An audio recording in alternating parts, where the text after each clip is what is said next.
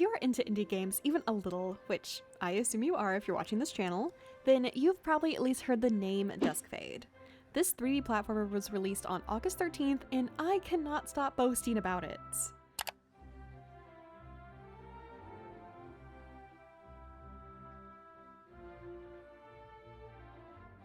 Welcome to this episode of Pixel Journey, where I talk about games and break them down to help you decide if it's right for you. This episode is all about Duskfade, a game that seems pulled straight from the PS2 era. If you are someone who is craving a new game with the soul of games from the past like Mario 64, Ratchet & Clank, or Banjo-Kazooie, the devs of Duskfade are incredibly outspoken about the inspiration from these classics, and primarily games from the PS2 era. One of the easiest inspirations to point out is the Kingdom Hearts inspo that Duskfade wears on its sleeve proudly. 𝕬𝕟𝕚, the main character, is a young and dumb boy who wields a whole keyblade. And there are plenty of Easter eggs from other IPs if you pay close enough attention. But let's get into what type of story you should expect. Taking place in the small town of 𝕬𝕚𝕟, 𝕬𝕟𝕚 and his sister 𝕬𝕚𝕟 live with their grandfather, a clockworker who is teaching 𝕬𝕚𝕟 the ways of fixing clocks and watches, while 𝕬𝕚𝕟 is just 𝕬𝕚𝕟. The town is full of cloud-like creatures called cloudies, so you are basically the only human in like a 50-mile radius.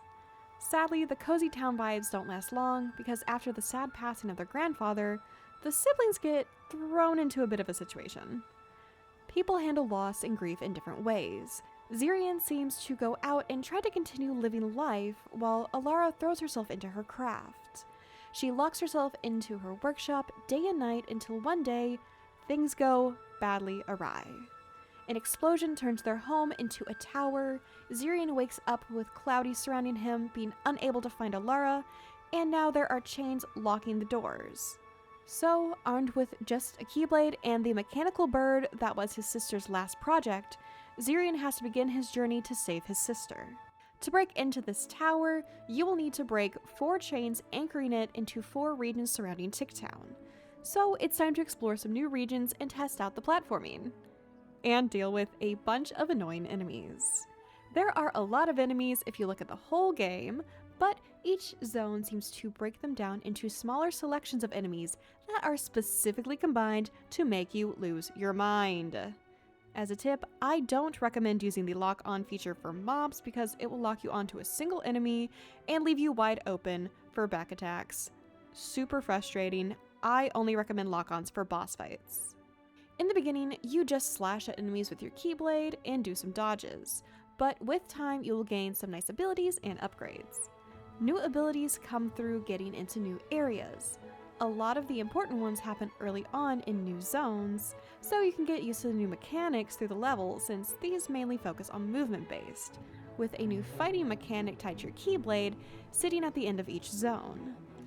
For straight up upgrades, you'll need to find some cog collectibles scattered along the map, along with some blue crystals literally everywhere, and then go back to 𝕬𝕚𝕟 to trade them with 3 cloudies and a trench coat. This is by far my favorite NPC, and I'm counting them as one. The cogs are the only collectibles that really add something to gameplay progression. There are several other types that you can take to specific NPCs for goodies as you progress and unlock them, but none affect how you play the game. You can collect coins for Nico, a cute robot that you save in exchange for trading cards, so you TCG addicts, you can test your luck. There are also annoying, adorable cats that you have to literally chase down, and you can return them to a tailor and unlock some cool outfits. There's a handful more, but you kinda get the gist. None of these really affect gameplay, but they're fun to do in the times that you don't want to maybe battle bosses. If you're looking to 100% the game, you will need to spend some time hunting down all these collectibles.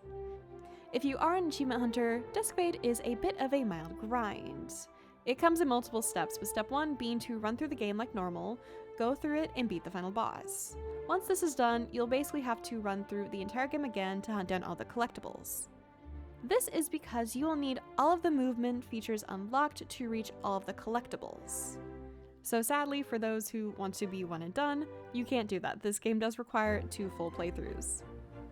There are also a small number of achievements that involve talking to NPCs, which you can do on either, so don't worry if you miss them on the first run. These can include smashing a pumpkin head and playing hide and seek. I really enjoy these achievements because they're fun, and even if they're a bit out of the way, I find it really enjoyable and rewarding because I kind of like talking to all the NPCs. Aside from these, you will need to max your energy and health bar. And the trickiest achievement will be collecting the broken glass.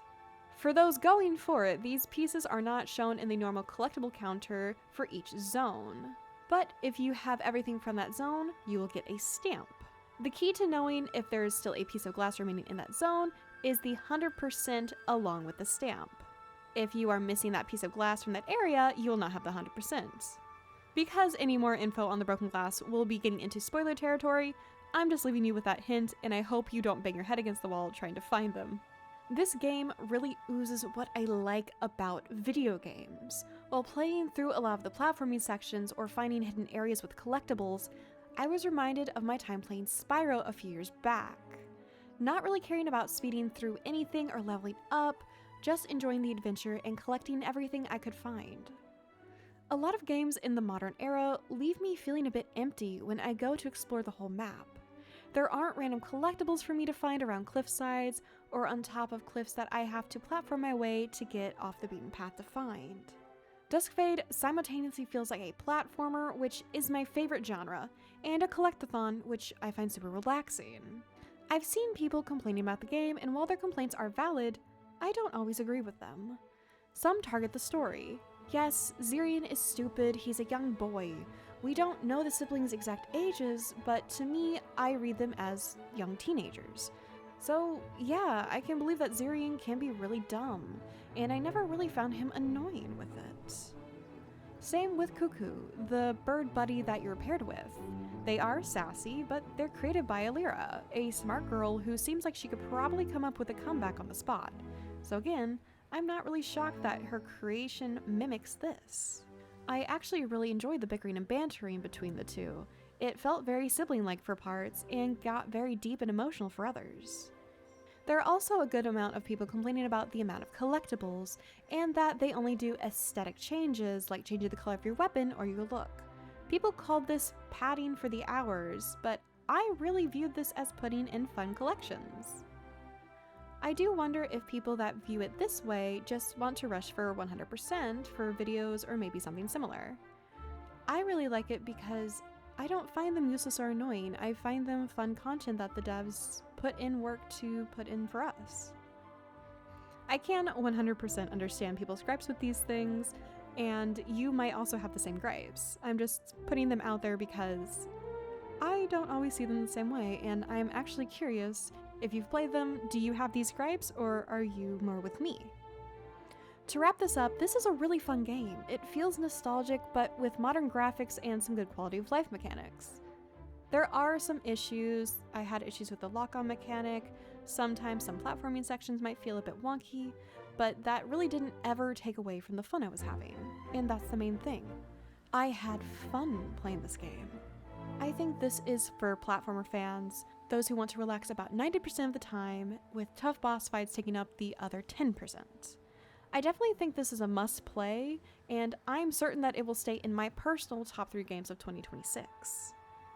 So to end things, I put in about 13 hours to roll credits, and I plan to go back to earn 100%. I played everything on Steam's PC client to record footage, but I do think that this on a Steam Deck would be a lot of fun, and I'm probably going to do that for my post-game cleanup. So after everything, Duskfade has gotten a well-deserved 4.5 out of 5 stars from me. This wraps up my review of Duskfade, and if you enjoyed this episode of Pixel Journey, then please think about leaving me a thumbs up to let me know that I did a good job and you enjoyed it. And if you want to take a few minutes, please skim the channel, and if you think you'll enjoy the content that I put out, please give me a subscribe so that you don't lose me in the sea of YouTube content. If you want more of me, you can find me on Twitter and Minimap, and if you have any suggestions for future episodes, please leave them in the comments below. And with that, I leave you to the rest of your day, and I hope to see you in the comment section of a future video. Bye guys!